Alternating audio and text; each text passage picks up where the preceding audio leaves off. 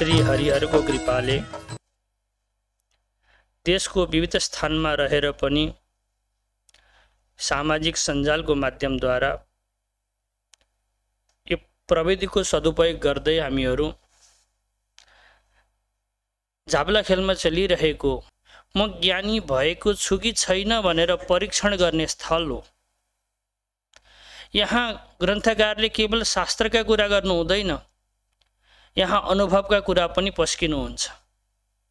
हामीहरूले एउटा प्रथम स्तबक जो गुरु स्तबक थियो त्यो गुरु स्तबलाई चिन्तन गर्यौं, गरिरहँदा हजुरहरूलाई पनि यस्तो लागिरहेको छ यो ग्रन्थ अपूर्व छ। त्यही भएर ग्रन्थकारले स्वयं भन्नुहुन्छ मबाट यति राम्रो ग्रन्थ बनेछ है, न भूतो न भविष्यति भनेर।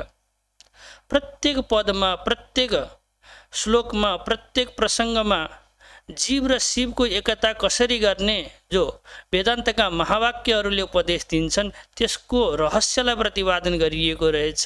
त्यसलाई कसरी प्राप्त गर्ने भनेर सामान्यभन्दा सामान्य भाषामा मुमुक्षुजनहरूलाई उद्देश्य गरेर पस्किएको ग्रन्थ रहेछ भनेर ग्रन्थ बनिसकेपछि ग्रन्थकार पनि आश्चर्यचकित पर्नुभएको थियो।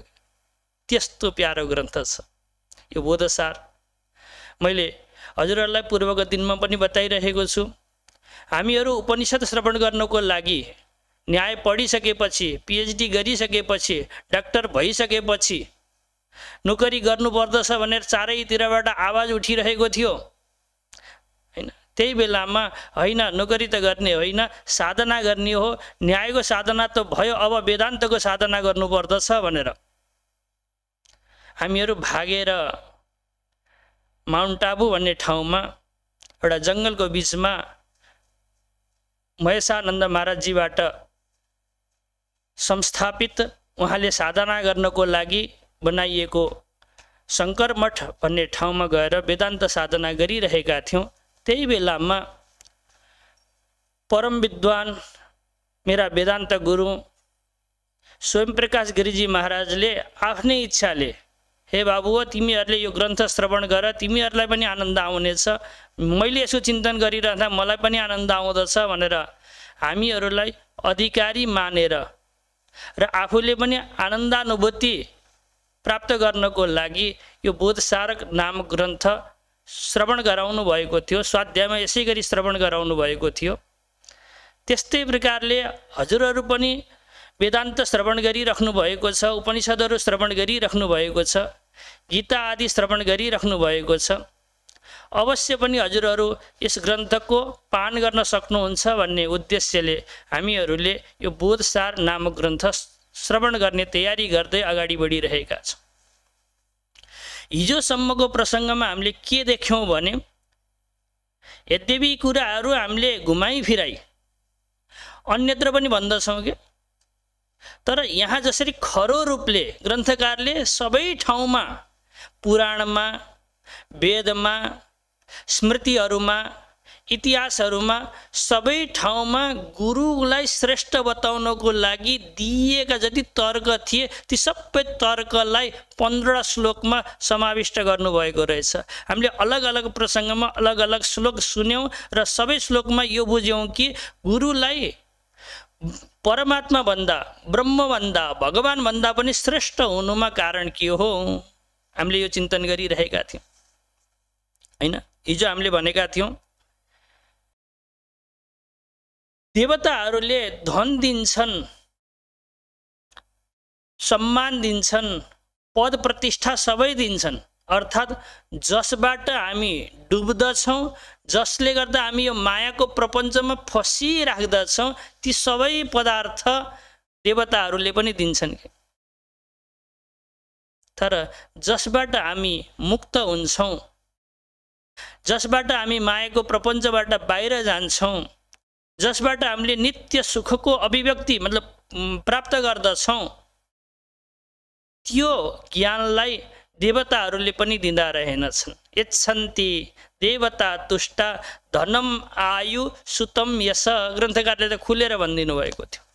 देवता प्रसन्न भयो भने दिने भनेको 4 चिज हो है, धन, आयु, सुत र यश हो।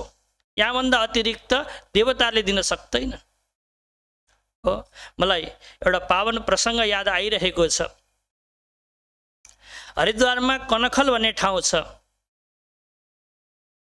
त्यहाँ हाम्रो अहिले गुरुदेवको पनि गुरुदेव हुनुहुन्छ राष्ट्रसन्त स्वामी परमानन्द सरस्वतीजी महाराजलाई, जसले सन्यास दीक्षा दिनुभएको थियो, सत्यप्रकाशानन्द सरस्वतीजी महाराज।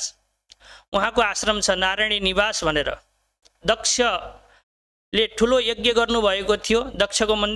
दक्षबाट स्थापित भगवान् शङ्करको मन्दिर पनि छ, दक्षेश्वर महादेव भनेर प्रसिद्ध छ।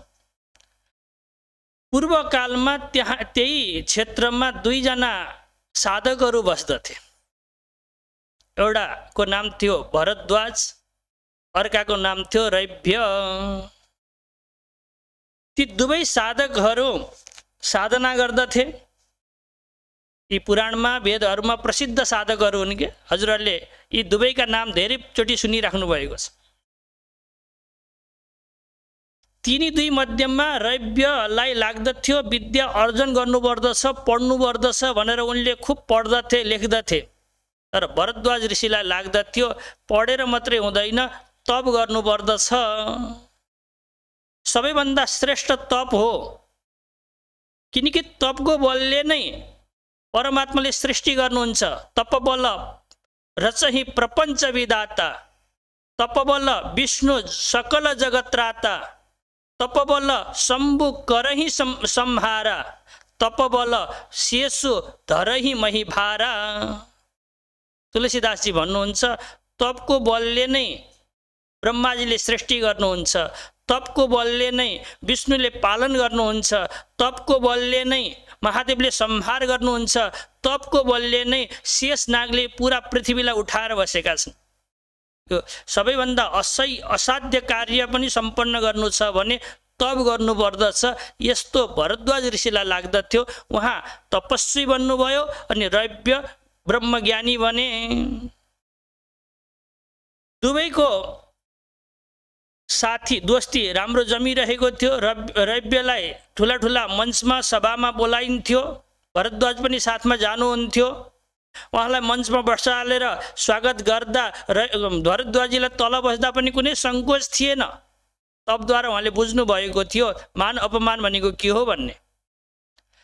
कालक्रममा दुवैजनाका छोराहरू भए। रैभ्यका छोरा अरबावसु र परावसु भए भने भरद्वाज ऋषिका छोरा यवकृत बने। परावसु रैभ्यका छोरा विद्वान बने गुरु बुवाको जस्तै। तर भरद्वाजीका जो सुपुत्र यवकृत थिए उनलाई त्यति पढ्ने वातावरण मिलेन। पिताजीले साधना गर्न सिकाउनुहुन्थ्यो, पढ्न भनेर गुरुकुल पठाउनु भएन, तसर्थ उनी विद्वान भएनन्। ठुला भइसकेपछि यवकृतलाई लाग्न थाल्यो रैभ्यका र रैभ्यका छोराहरूको धेरै मान सम्मान छ, हाम्रो मान सम्मान छैन, किनकि हामीले पढे लेखेका छैनौँ नि, त्यही भएको हुनाले। यसो भएपछि अब गुरुकुलमा गएर पढ्ने समय त मेरो रहेन, अब म तप गर्छु र विद्या प्राप्त गर्दछु भनेर पञ्चाग्नि बालेर, पाँचतिर अग्निलाई बालेर ठुलो साधना गर्न थाले इन्द्रको। धेरै दिनपछि इन्द्र प्रसन्न भए। प्रसन्न भएर आउँदछन्, यवकृत किन तिमीले यति उग्र तपस्या गरेका छौ, भन के चाहियो तिमीलाई, जे माग्छौ त्यही दिन्छु भनेर इन्द्रले भनेपछि यवकृतले भन्छन् मलाई ब्रह्म विद्या चाहियो। भनेपछि इन्द्रजीले भन्नुहुन्छ ब्रह्म विद्या चाहिएको छ भने हामी देवी देवताबाट हैन गुरुबाट जाऊ। गुरुसित नगइकन ब्रह्म विद्या प्राप्त गर्न सकिँदैन, गुरु नबनाइकन ब्रह्म विद्या प्राप्त गर्न सकिँदैन। अरु जे माग्छौ त्यो दिन्छु, तर ब्रह्म विद्या म दिन सक्दिन भनेर इन्द्रजी जानुभयो। यवकृतलाई लाग्यो मेरो तपस्या उच्च श्रेणीको नभएको हुनाले इन्द्रले बहाना गरेर गए। इन्द्रले दिन सक्छन् विद्या, किन दिन नसक्ने भन्ने लागेर फेरि उनले अति उग्र तपस्या गर्न थाले। इन्द्रजी फेरि आउनुभयो, फेरि सम्झाउनु भयो, भाइ यो दुष्प्रयास नगर, सम्भवै छैन देवताहरूबाट ज्ञान प्राप्त होस्। जाऊ गुरुकुलमा, बरु म सहज वातावरण बनाइदिन्छु, अरू सहयोग म गरिदिन्छु, तर कुनैलाई गुरु स्थापना गर र ब्रह्म विद्यालाई प्राप्त गर भनेर इन्द्रजीले फेरि सम्झाउनु भयो। यति गर्दा पनि यवकृतले मानेनन्। अझै उग्रभन्दा उग्र तपस्या गर्न थालेका थिए। इन्द्रलाई लाग्यो अब कसरी सम्झाउने होला यसलाई, मैले ब्रह्मविद्या दिन सक्दिनँ, गुरु नबनाइकन यसले ब्रह्मविद्या प्राप्त गर्न सक्दैन। अब अत्यधिक मूर्खता गर्दछ, तपस्याद्वारा नै सबै चिज मिल्दछ, देवताले सबै चिज दिन सक्दछन् भन्ने यसलाई अभिमान छ। अब के गर्ने होला, यसको प्राण कसरी बचाउने होला भन्ने इन्द्रलाई लाग्यो। लागेपछि यवकृत गङ्गाजीमा स्नान गर्न जान्थे। त्यही गङ्गाजीको नजिकै एउटा बुढो ब्राह्मण बनेर आएर हातमा बालुवा लिएर अनि लहर नदीमा बिस्तारी छोड्दथे। फेरि पनि जान्थे, बगरबाट बालुवा ल्याउँथे अनि नदीमा लहर राख्दथे। नदीको त्यत्रो वेगले बगाएर लान्थ्यो।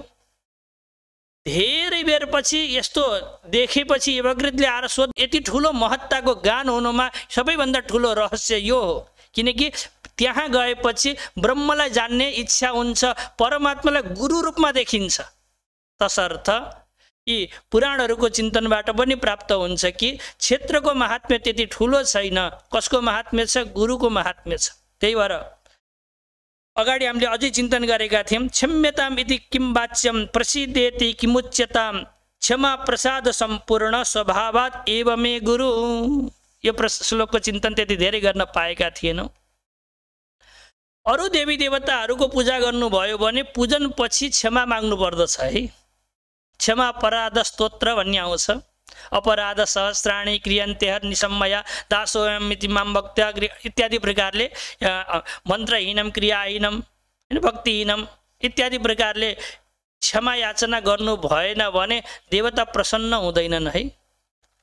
अनि देवतालाई बारम्बार हे देवता मसित प्रसन्न रहिदिनुहोस् है, मसित प्रसन्न रहिदिनुहोस् है भनिराख्नु पर्दछ कि त गुरुलाई यस्तो गर्नु पर्दैन। गुरुको स्वभाव नै छ शिष्यमाथि प्रसन्न हुने। को माथि? शिष्यमाथि, भाइमाथि होइन, साथीमाथि होइन, धर्मपत्नीमाथि होइन, शिष्यमाथि प्रसन्न हुने गुरुको स्वभाव हुन्छ। हामी चिन्तन गरौँ न, रामगीता हामीले पूर्वमा चिन्तन गरेका थियौँ।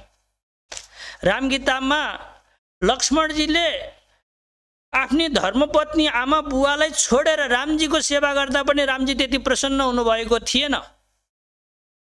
14 वर्षसम्म नसुतिकन रामजीको सेवा गर्दा पनि रामजी त्यति प्रसन्न हुनुभएको थिएन जति प्रसन्न ब्रह्मको जिज्ञासा गर्नुभएको थियो रामगीताको सुरुवातमा त्यसले हुनुभएको थियो भनेर रामगीताले भन्दछ। श्रुत्वाथ सौमित्री वचोखिलम तदा प्राह प्रपन्नार्तिहर प्रसन्नधि। भगवान राम अत्यधिक प्रसन्न हुनुभयो। हे लक्ष्मण, तिमीले ब्रह्मको जिज्ञासा गर्यौ, आज जस्तो प्रसन्न म कहिल्यै थिइन, किनकि तिमीले मलाई आज गुरुको रूपमा वर्ण गर्यौ। मलाई दाई भनेनौ, तिमीले आज मलाई बा भनेनौ, इत्यादि प्रकारले नाता दिएनौ। मलाई आज गुरु मानेर मबाट ज्ञान प्राप्त गर्न चाहेका छौ, तसर्थ म अत्यधिक प्रसन्न छु भन्नुहुन्छ। कसले? रामजीले। प्राह प्रपन्नार्तिहर प्रसन्नधि शब्द आएको थियो। त्यस्तै प्रकारले भगवान श्रीकृष्णसित अर्जुन धेरै वर्षसम्म बसे। उनले कयौं सेवा गर्दा पनि भगवान श्रीकृष्ण त्यति प्रसन्न हुनुभएको थिएन। कहिले मूर्ख भन्नुहुन्छ, कहिले हैन नपुंसक पनि भन्नुहुन्छ। क्लैप्यम मास्मगमः पार्थ नैतत्व इत्यादि प्रकारले। अनि सोच्यान अन्न सोचस्तम प्रज्ञावादांश भाषस्य गता सुन गता सुंस नानुशोचन्ति पण्डिता भनेर मूर्ख भन्नुभएको कि त्यहाँ। त मूर्ख होस्, पण्डितले यस्तो गर्दैनन्, तैँले जस्तो गरेको छस् भनेर त्यहाँ मूर्ख भन्नुभयो, गाली गर्नुभयो। तर उनले जिज्ञासा राखेका थिए हे परमात्मा, परमात्मालाई जान्नको लागि मन शान्त हुनुपर्दो रहेछ। मेरो मन त अत्यधिक चञ्चल छ, मैले कसरी जानु परमात्मालाई भनेर जिज्ञासा गरे के। सञ्चलमि मन कृष्ण प्रमाथि बलभद्रेणम तस्याहम निग्रहम मन्ये वायोरिव सुदुष्करम भनेपछि पहिलोचोटि भगवान श्रीकृष्ण अर्जुनसित अत्यधिक प्रसन्न भएर भन्नुहुन्छ, असंशयम महाबाहो, एकदमै राम्रो कुरो भन्यौ तिमीले, आज तिमीले भनेको कुरा म अत्यधिक प्रसन्न भएँ भन्नुहुन्छ। भन्न खोजेको के रहेछ त नि, यदि गुरुसित गएर तपाईँले ब्रह्मको जिज्ञासा गरिदिनु भएको छ भने गुरु प्रसन्न हुन्छ। गुरुलाई अरू सेवा शुश्रूषा गरे त्यति धेरै प्रसन्न हुँदैन है। त्यही भएर भगवान श्रीकृष्ण अर्जुनलाई सम्झाउनुहुन्छ, हे अर्जुन, गुरुलाई प्रसन्न गर्नु छ भने प्रश्नहरू लिएर जाऊ है। प्रश्न भनेको जिज्ञासा लिएर जाऊ है। तद्विद्धि प्रणिपातेन परिप्रश्नेन सेवया, परिप्रश्न भनेका धेरै जिज्ञासाहरू। हे गुरुदेव, यो ब्रह्म भनेको के हो, यो जीव भनेको के हो, को नाम बन्ध कथम ऐसा आगत। भगवान शङ्कराचार्य त प्रश्न रटाउनुहुन्छ के। गुरुलाई प्रसन्न गर्नु छ भने सबैभन्दा श्रेष्ठ चिज प्रश्न हो। प्रश्न लिएर जाऊ, तर गुरुको नजिकै गएर सोध्न जान्दैनौ तिमीले, अल्मलाउँछौ, झुक्किन्छौ, कहीँ भैँसी र के अरे श्रीमती परिवारको गफ नगर। त्यही भएर यो प्रश्न रटेर जाऊ, रिहर्सल गर, अभ्यास गर भनेर भगवानले विवेक चूडामणिमा सिकाउनु भएको छ, रटाउनु भएको छ। मुमुक्षुलाई गुरुको नजिक गएपछि के गर्ने हो भन्दा, को नाम बन्ध कथम एषा आगत कथम प्रतिष्ठास्य कथम विमोक्ष इत्यादि प्रकारको जिज्ञासा गुरुलाई गर्नु होला। यस्तो गर्नुभयो भने गुरु अत्यधिक प्रसन्न हुनुहुन्छ हो। त्यही भएर गुरुलाई प्रसन्न गर्नको लागि, हे गुरुदेव मलाई क्षमा गरिदिनुहोस्, मलाई मसित प्रसन्न हुनुहोस् भनिराख्नु पर्दैन हो। जिज्ञासा राखिदियौँ भने गुरु आफै प्रसन्न हुनुहुन्छ। यस्तो यो शास्त्रको निचोड बताउँदै हुनुहुन्छ। यहाँ मलाई काकभूषुण्डीको त्यो पावन प्रसङ्ग याद आइरहेको छ हो। काकभूषुण्डीको पूर्व जन्ममा उनी भगवान शङ्करका अनन्य उपासक थिए, तर अरू देवी देवताको तिरस्कार गर्थे। उनी अयोध्यामा जन्म लिएका थिए, तर अयोध्यामा खानपिन बन्द भएपछि, मतलब अनावृष्टि अतिवृष्टि भएर अन्न आदि नभएपछि उज्जैन गएका थिए। उज्जैनमा गएपछि एउटा ब्राह्मण भेटिए जो सबै देवी देवताको सम्मान गर्दथे, भगवान शङ्करको पनि पूजा गर्दथे। अनि शङ्करको पूजा गर्दथे, त्यो शिष्यलाई पनि शङ्करको र अरू देवी देवताको पनि पूजा गर्न सिकाउँदथे। उसले शङ्करको भन्दा अरू कसैको पूजा गर्न मान्दैनथ्यो। गुरुदेवले जबरजस्ती त्यसलाई अरू देवी देवताको पनि पूजा गर्न सिकाउनुहुन्थ्यो, तर त्यसले बिस्तारी बिस्तारी गुरुको निन्दा गर्न थाल्यो। एक दिन मन्दिरमा पूजा गरिरहेको थियो, त्यही बेलामा गुरुदेव आउनुभयो।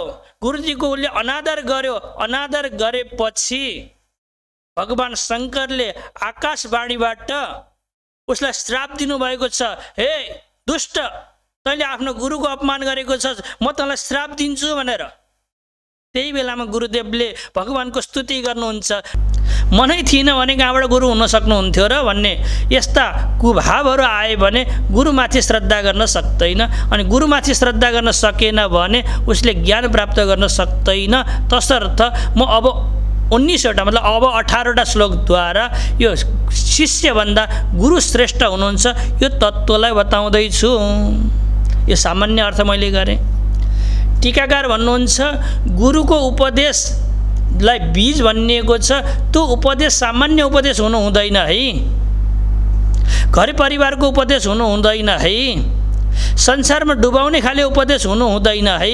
के हुनुपर्दछ भन्दा, महावाक्यजन्यम जीव ब्रह्मैक्य विषयम ज्ञानम।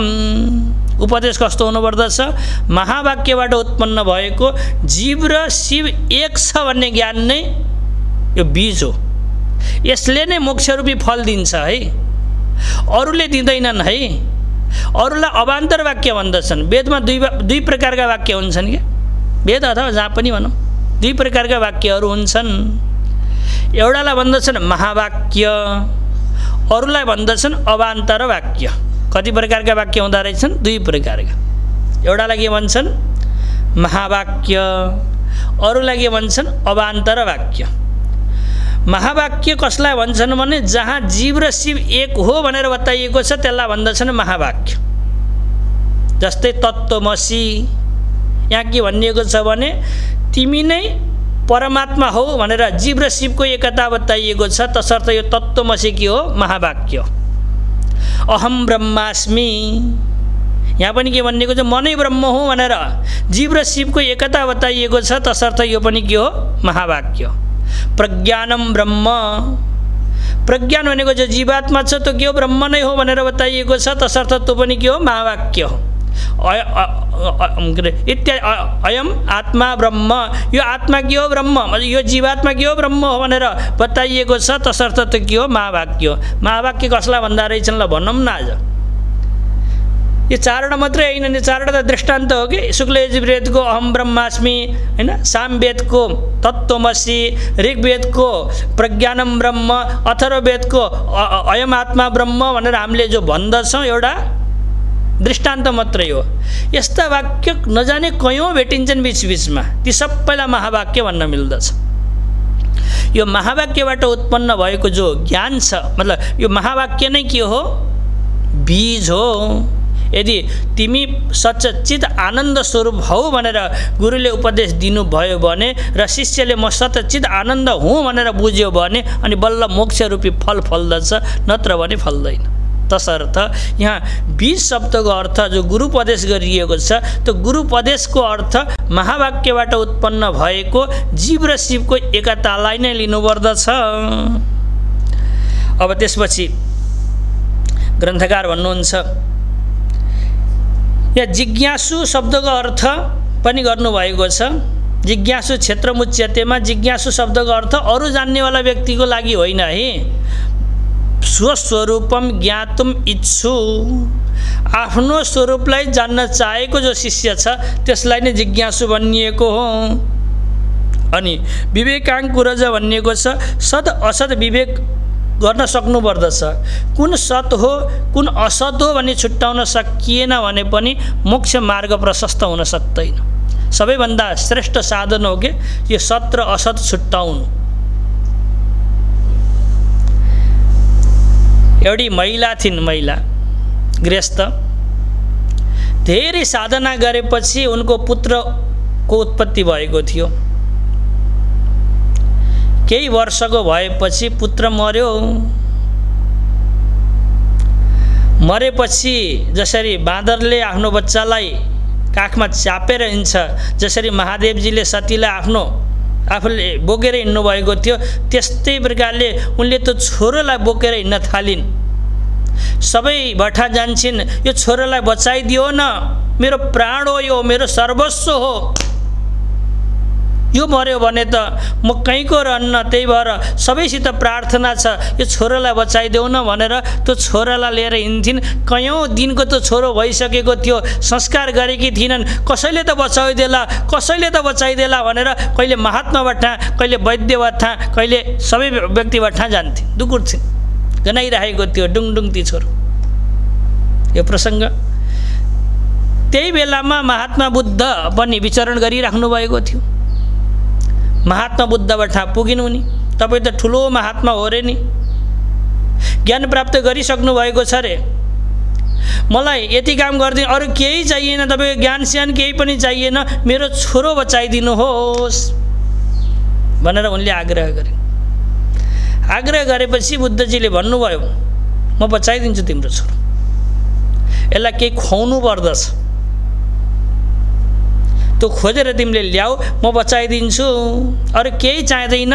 तिल तोरी भन्नुभएको छ सायद, तोरी अलिकति एक मुठी तोरी ल्याऊ खोजेर, अनि म तिम्रो छोरोलाई बचाइदिन्छु, जिन्दो बनाइदिन्छु भनेपछि उनले भनिन्, तोरी खोज्न त के गाह्रो हुन्छ र, म अहिले भर्खरै जान्छु, गाउँमा गएर तोरी मागेर लिएर आउँछु, तपाईँले तब तक छोरो लिएर बस्नुहोस्, छोरोको नजिकै बस्नु होला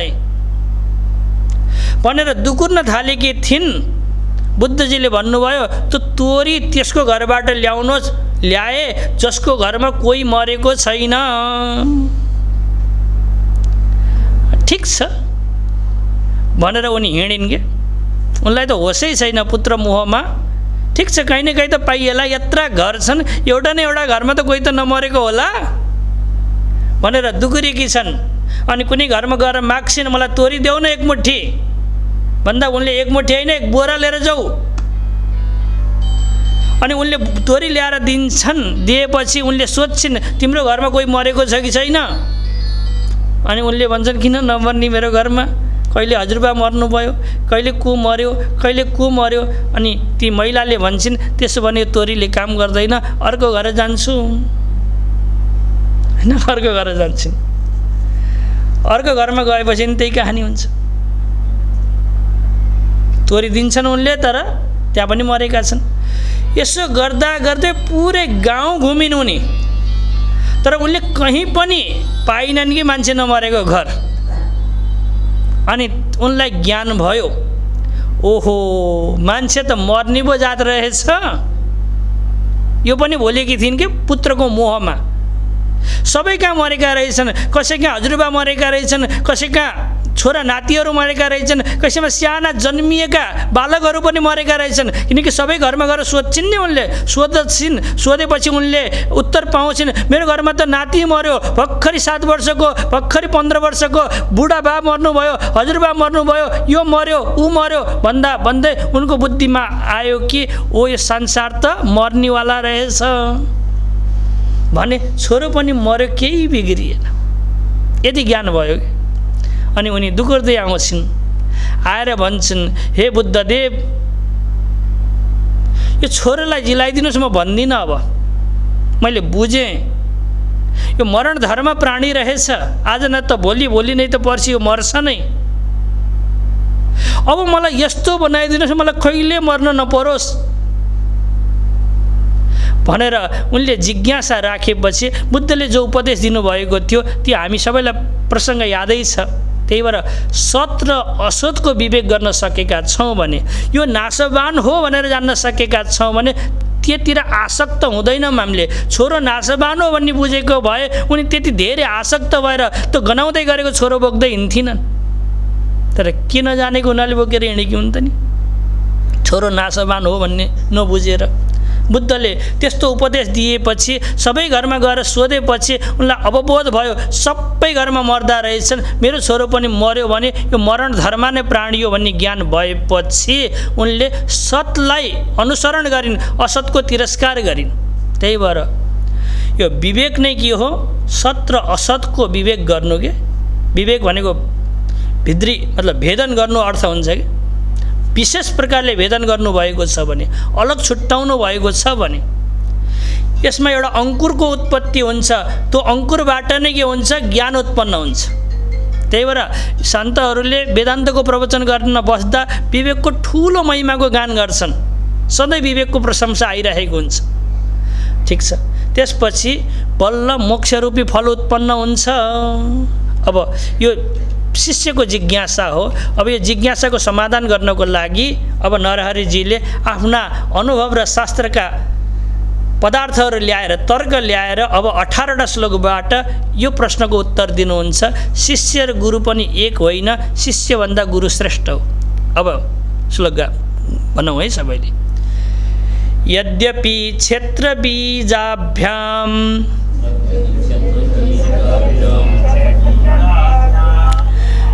बिना न द्रुम संभवः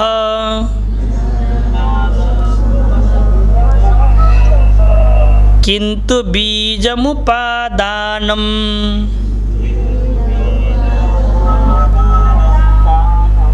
निमित्तं क्षेत्रमुच्यते।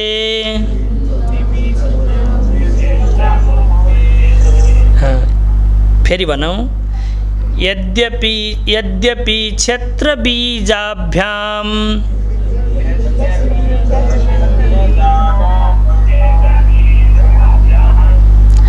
बिना न द्रुम संभवः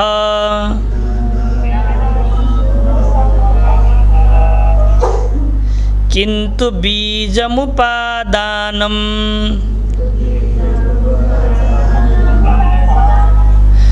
निमित्तं क्षेत्रमुच्यते।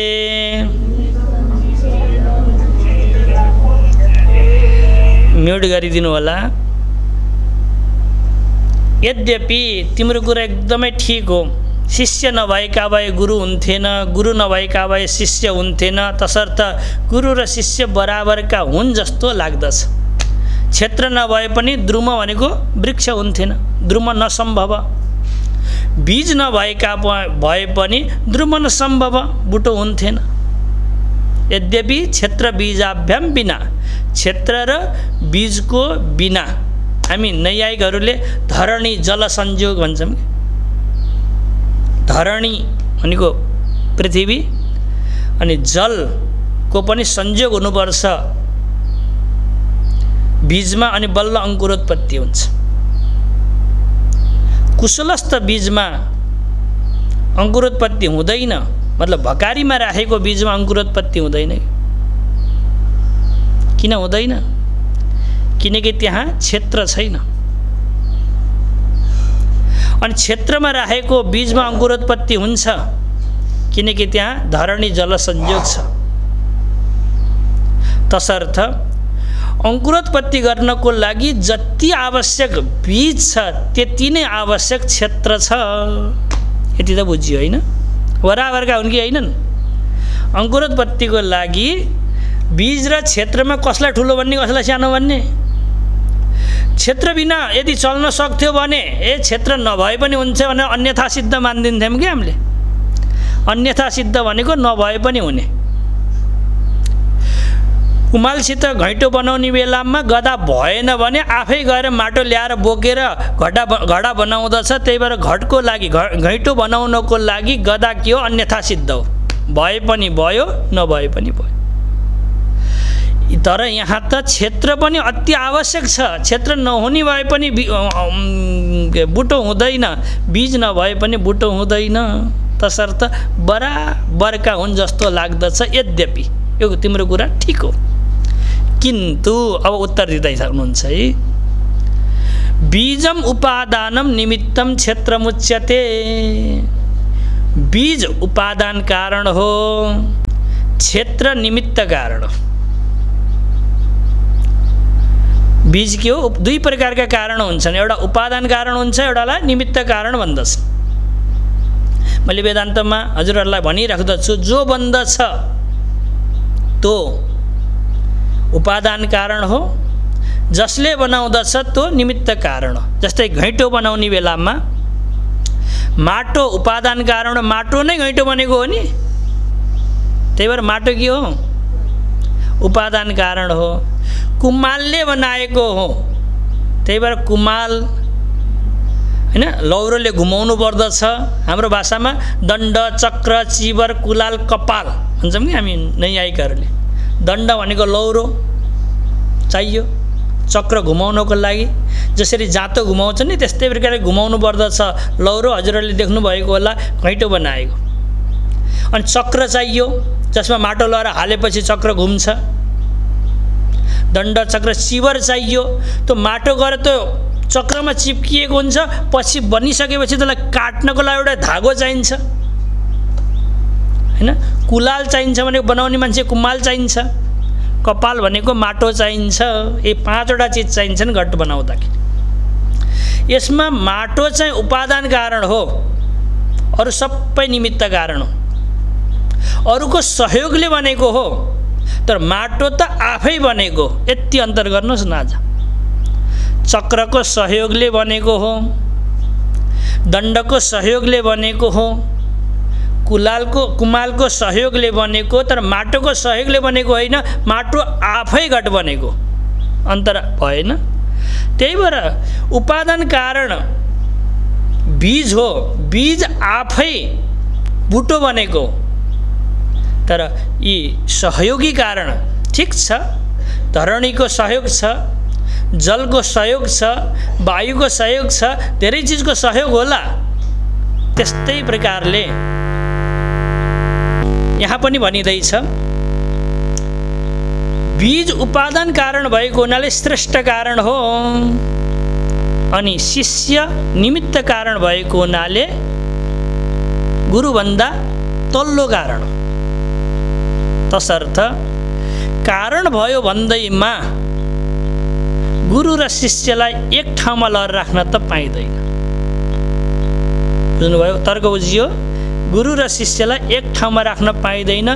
गुरु के हो? उपादान कारण हो।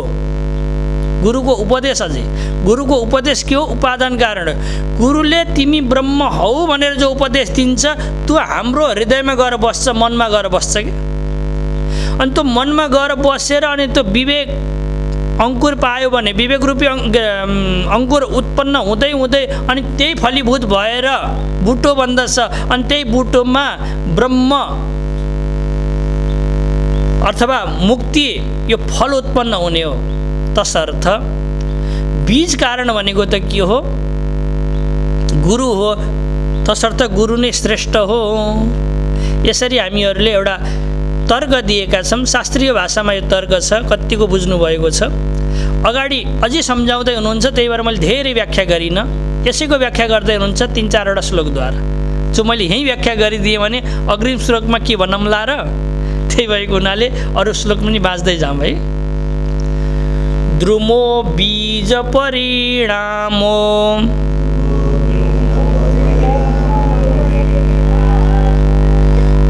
नक्षत्र परिणामकः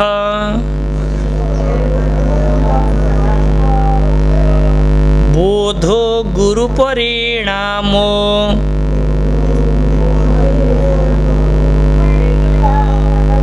न शिष्य परिणामक।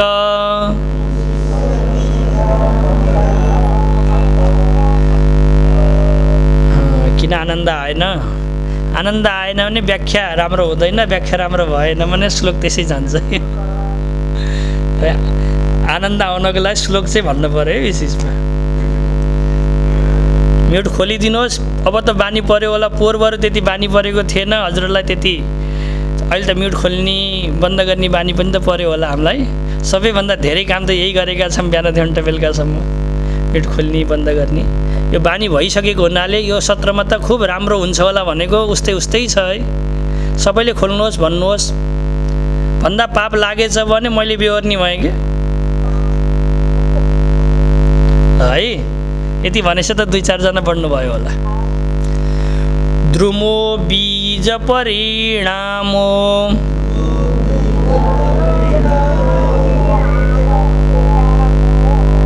नक्षत्र परिणामकः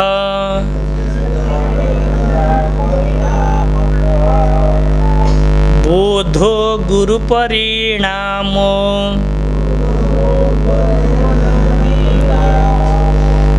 न शिष्य परिणामकः।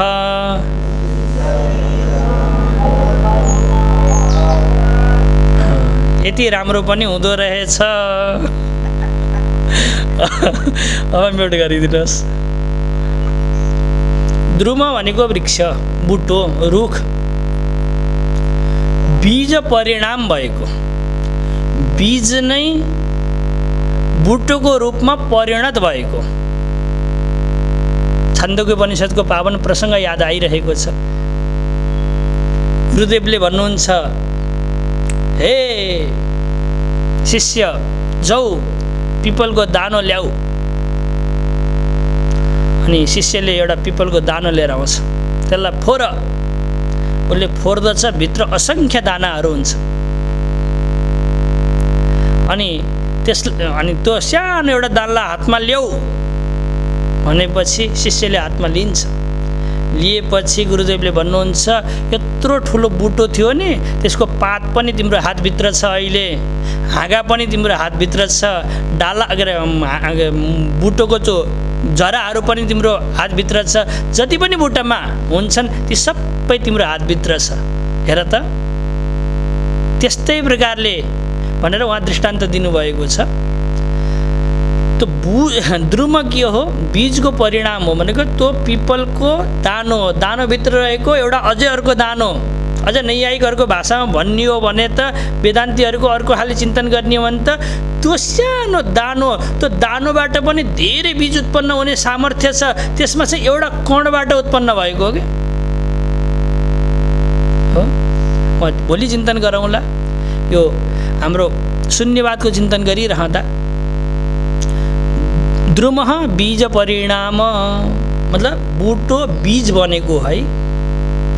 नक्षत्र परिणामक क्षेत्र बुटो बनेको होइन, किनकि हामीले कागतीको बुटो बीज लगायौँ भने त्यहाँ कागती नै उम्रिन्छ, त्यसलाई फ्यालेर हामीले आँपको लगायौँ भने त्यहाँ आँप उम्रिन्छ कि।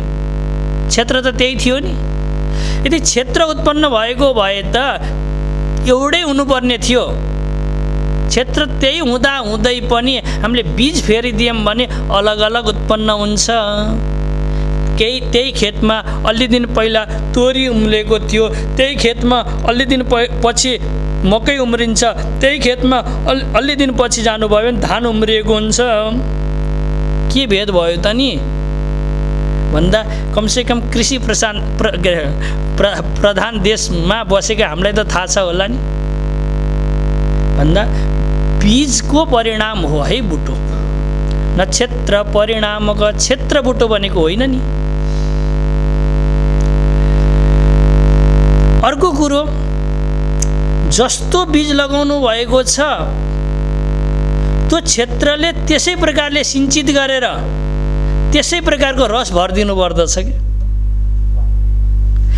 निबुको मतलब कागतीको बोटो लगाउनु भएको छ भने त्यस प्रकारले सिंचित गरेर त्यो फलमा अमिलोपन दिनु पर्दछ। आँपको बोटो लगाउनु भएको छ भने त्यो क्षेत्रले त्यस प्रकारले सिंचित गरेर त्यो फलमा मिठोपन दिनुपर्ने छ। तसर्थ यहाँ बीजको कमाल हो, क्षेत्रको कुनै कमाल होइन। क्षेत्रलाई त हामीले जता पनि मोड्न सक्छौँ कि, तर बीजलाई मोड्न सक्दा रहेनछ। त्यही क्षेत्रबाट अमिलो पनि उत्पन्न गर्न सक्छौँ, त्यही क्षेत्रबाट गुलियो पनि उत्पन्न गर्न सक्छौँ, त्यही क्षेत्रबाट अरू रस पनि उत्पन्न गर्न सक्छौँ। खुर्सानी आदि लगाउनु भयो भने पिरो आदि पनि उत्पन्न हुन्छ। तर क्षेत्रलाई जता भने तता मोड्न सकिन्छ, बीजलाई सकिँदैन। कागतीको बीज लगाएर तपाईँले आम कहिले पनि पाउनुहुन्न। हिन्दीमा भनाइ नै छ नि, बबुलको बोटो लगाएर आम कहाँ से खायो। तसर्थ बोध हो गुरु परिणाम हो। बोध भनेको के हो? गुरुको परिणाम हो। न शिष्य परिणामक। ज्ञान भएको छ गुरुले गर्दा भएको हो, शिष्यले गर्दा भएको होइन। जसरी यहाँ आँप फलेको छ क्षेत्रले गर्दा होइन, त्यो बीजले गर्दा। अतः क्षेत्र र बीज दुईटै आवश्यक छन्, तर पनि बीजको प्राधान्य सबैले मान्नु पर्दछ। अझै दृष्टान्तहरू आउँछन्। अगाडि श्लोक चिन्तन गरौँ।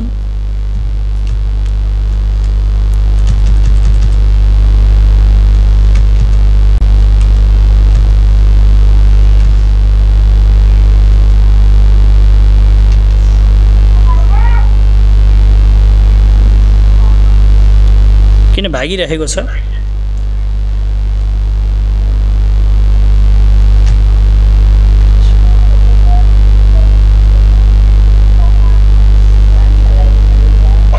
अगाडि बढाऊ है।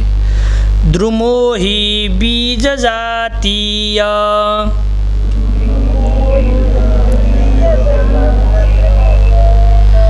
क्षेत्र जातीय को नहीं।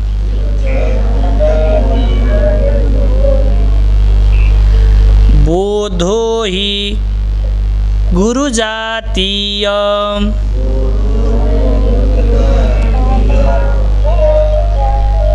शिष्य जातीय को नहीं।